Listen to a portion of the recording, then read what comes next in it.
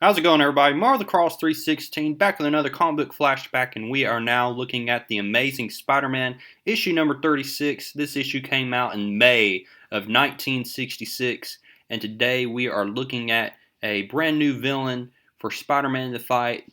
And so we're going to go ahead and find out who exactly is this guy in the purple and white. We see that Meteor is in the title here. So what exactly is this story about? Well, today we are looking at the first appearance of the Looter. He's a minor villain to the Spider-Man Rogues Gallery, but I say that this is a pretty fascinating story.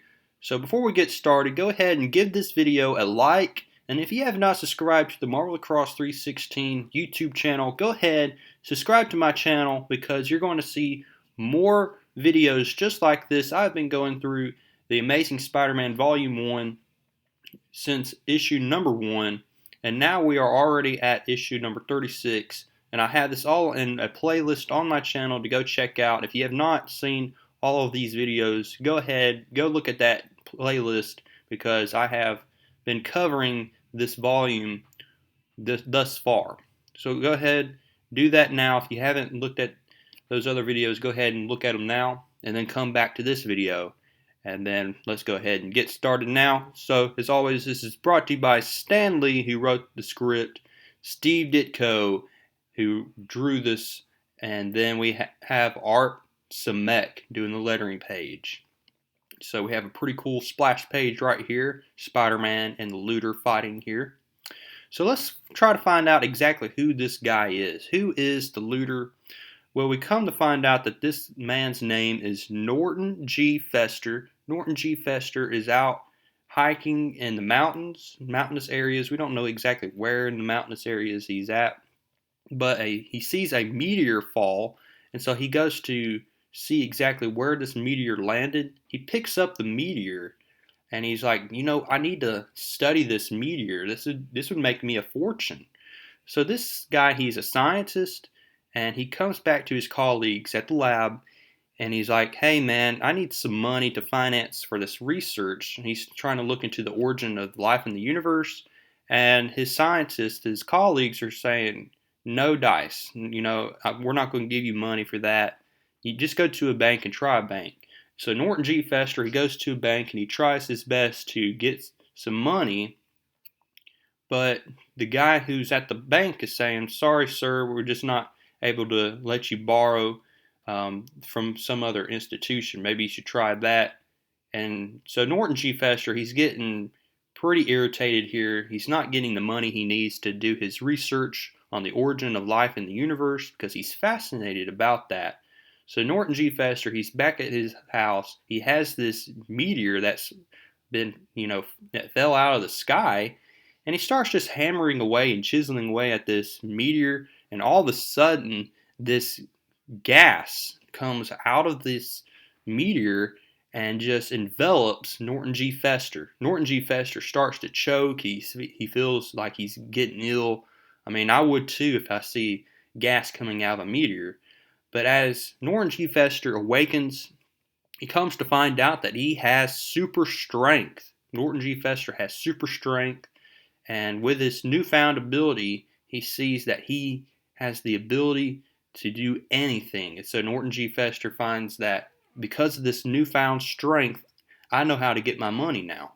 So Norton G. Fester turns to a life of crime, and that's pretty much our origin story of how he becomes the Looter. So let's get back to the life of Peter Parker. This wouldn't be Amazing Spider-Man without looking at Peter Parker and how his life is going. So he's back at ESU.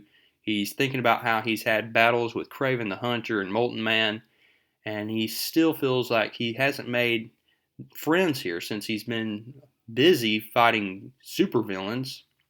It looks like everybody has a group of friends by now, but Peter Parker is left out in the cold. And then it looks like Peter Parker's luck finally comes to fruition. Finally, he gets a stroke of luck. This really pretty girl comes up to him and asks Peter to come to her party that she's having after school. Peter feels very excited. And we should notice that Gwen Stacy is friends with this girl. And remember, Gwen Stacy has been very attracted to Peter Parker for the past few issues. And so she's trying to listen in and see, well, wait a minute, why is he being all friendly to this girl and why hasn't he shown me any attention? But then this girl makes a mistake here. She says, this is the first time I've invited somebody that has brains instead of brawn. And then Peter Parker gets upset because she's like, oh no, it's just someone else that's interested in me because of my brains instead of who I really am.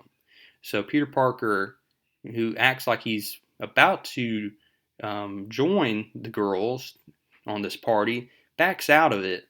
And so then this girl's like, you're right, Gwen. It looks like we had him pegged 100%. 100%.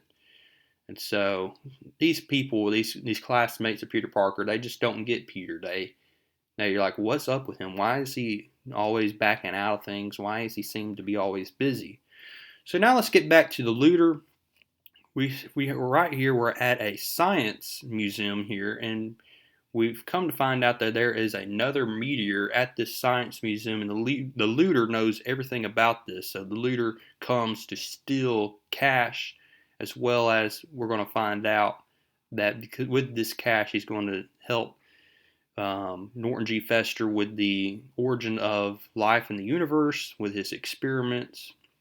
He's like, man, this is just so easy stealing cash from a robbery. I mean, this is easy stuff. And day after day, the looter steals more and more cash. He does armed robberies. He is pretty big on the scene right here. And one thing we forgot to mention here is that he has this gun here that shoots out dazzling light to blind people. So that's pretty cool. Don't know exactly how he made that weapon.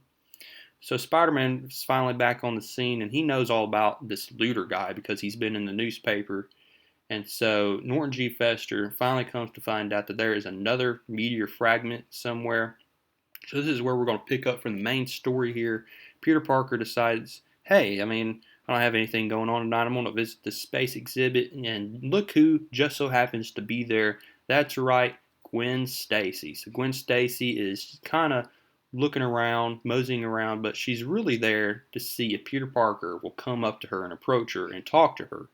But Peter Parker seems to just be like a kid in a candy factory here. He's just like amazed at all this scientific equipment. And here we have Norton G. Fester, who is the looter. He's going to come on the scene, and he's going to try his best to steal this meteor fragment. He knocks out the guards. Mayhem is just abrupt, and we see Peter Parker. He runs, we have Gwen Stacy, who's like, where is he going? Why is he frightened? Is he a coward? And so we know that Peter Parker's changing to Spider-Man, but of course Gwen doesn't know that. So Peter Parker turns to Spider-Man here, and we had the first fight between the looter and Spider-Man here. And great action here, as always. Spider-Man seems to be putting up a great fight, but again, the looter outsmarts Spider-Man here. And so the looter, as we see right here, uses his lighting gun here to dazzle and blind most of the people here. But remember, Spider-Man has his spider sense, so he's going to use that spider sense to track down the looter. The looter topples down this fragment here from the museum. Spider-Man jumps in the way to save these civilians, but in doing so, the looter gets away. So Peter Parker comes back on the scene after Spider-Man. He's been fighting as Spider-Man, so we have Peter Parker back on the scene. And then Peter Parker finally notices Gwen Stacy. He's like, oh, you're from ESU. And then Gwen's not having any of it and said, what did I do? And she's thinking, well, you didn't stay to help.